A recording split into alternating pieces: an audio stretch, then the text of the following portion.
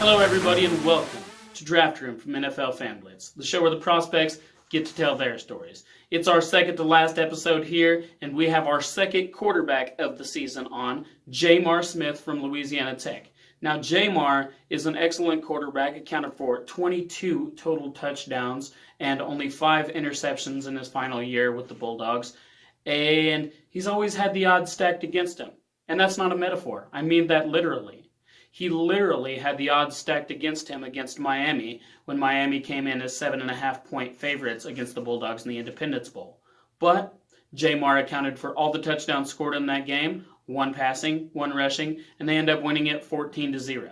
So we got an interview with Jmar, and we're excited to see what he has to say and tell us a little bit about his story and his journey towards the NFL draft. Here he is. All right, we are here with Jmar Smith. I'm your host, Matt Sparks from Arrowhead First. And just start off by telling us a little bit about yourself, where you went to school, how you got to Louisiana Tech, things like that. Sir, my full name is Jmar Contrell Davis Smith from Marine, Mississippi, born in 1997. Got recruited in high school by some colleges, but Louisiana Tech felt like home. You know, I think that to Coach Rattay, Coach Skip Host, and then Coach Peterson that was there, you know, they brought me in and they, you know, molded me to a quarterback that I am today. So I just thank all those guys. Okay, so you played quarterback at Louisiana Tech, but from your highlights, you can tell you're obviously athletic. Did you play any other positions in high school? Oh, yeah. I think, the funny part about that is, you know, my 9th grade year was the first time I ever played quarterback. You know, growing up, I was always a running back, a receiver, or a linebacker. You know, I never played quarterback. And then, you know, it was one practice, our first practice going into my 9th grade season.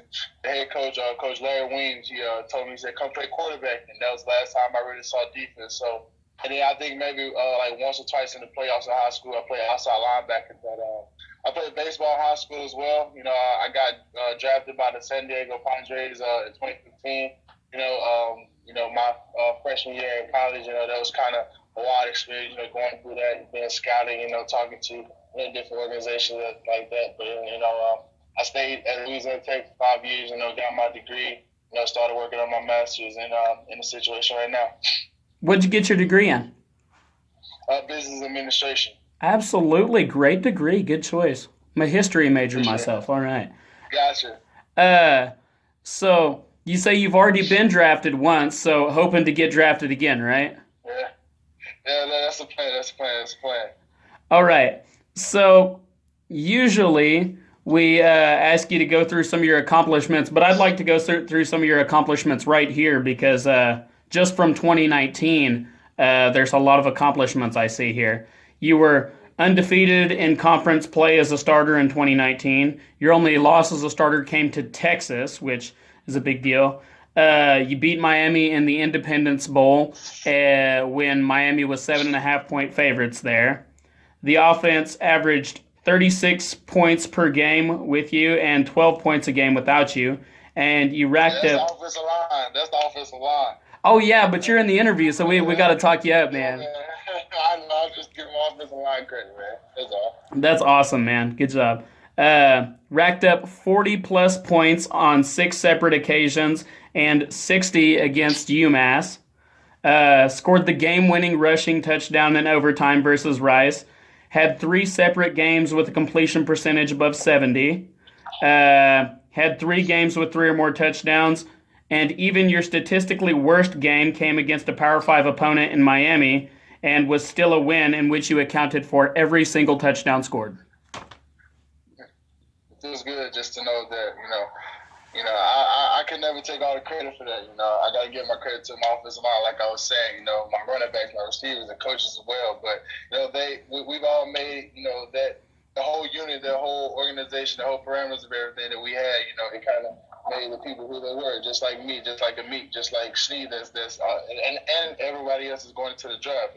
But it's just the opportunity that I was given. I'm thankful for those opportunities, and just. I can't, do anything without the people around me. Absolutely. So tell us a little bit about what you've been doing to prepare for your opportunity in the NFL. Right now, I'm in Daytona Beach at DMV Sports Academy with Coach Tom Shaw. We work out Monday through Saturday, just working on the mechanics of, the NFL jobs, going from college to NFL, And I know at Louisiana Tech, we really want to understand it, so you're just getting more comfortable with that. But, every day at practice, we always work to understand the job, so it's not going to be new to me. So it's just being comfortable with it, throwing different routes, throwing all the routes that's, timing routes from understanding, not just in the gun, understanding protection, understanding what you have to do, understanding the language, understand that timing is different. The accuracy it has to be on point. No team wants a quarterback that's just going to turn the ball up. So you have to be smart with the ball. You have to understand what you have to do. And I've just been growing, learning, the ins and outs of everything and what I need to do to get better. Absolutely. For a reference point, you've played against teams like LSU, Miami, Texas. So you've played against a lot of guys that are already in the NFL right now. So you got a good base of knowledge there, I would assume, right? Yeah, it was a good opportunity for not even for me, but everybody that was involved just to play against those Power 5 teams. I know South Carolina. I remember when I wasn't even playing. We played at Mississippi State, and that was big. We played at Kansas State, that was big. At Texas Tech, that was big as well. So we've always had the opportunity to be put on this team. And when the lights turn on, it's your time to put on the play. So let me ask you this.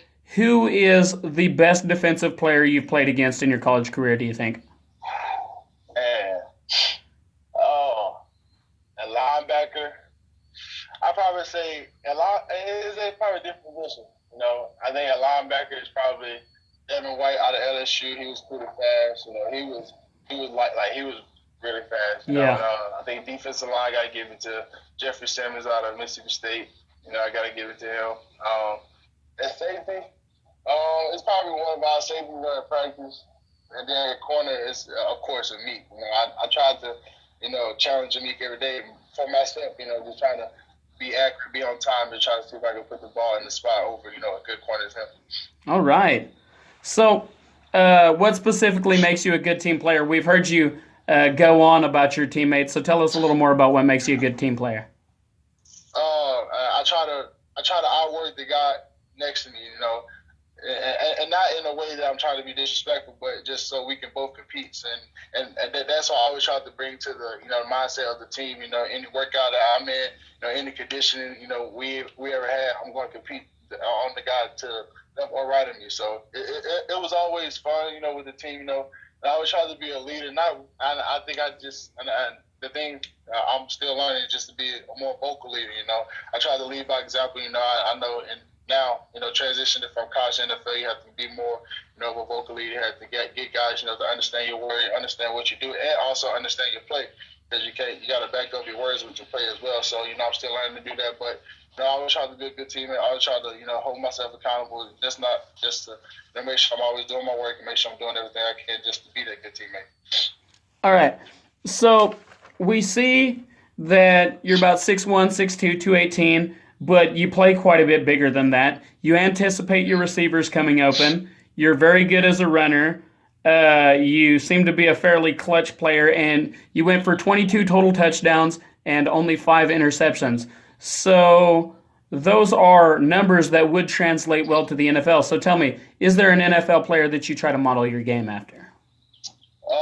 Well, I gotta give all my, I always tried to be a quote unquote gunslinger like the late, Steve McNair, and Donovan McNabb. I kind of, molded my game after them. They were big, heavy set type of guys.